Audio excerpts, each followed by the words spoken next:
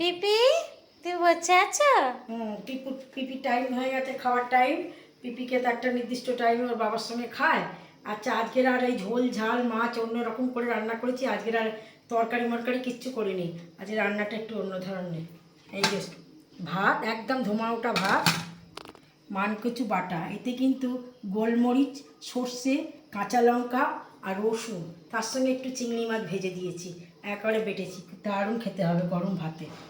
আর এই যে মুসুর ডাল, আর আলু চোখা করেছি, পেঁয়াজ আর শুকনো লঙ্কা ভেজে আলু চোখা, আর ডিম সেদ্ধ, আর মাছ ভাজা। আর এটা কালকেকারে ঢাকাই মাছ পড়ে রয়েছে 1.5খানা।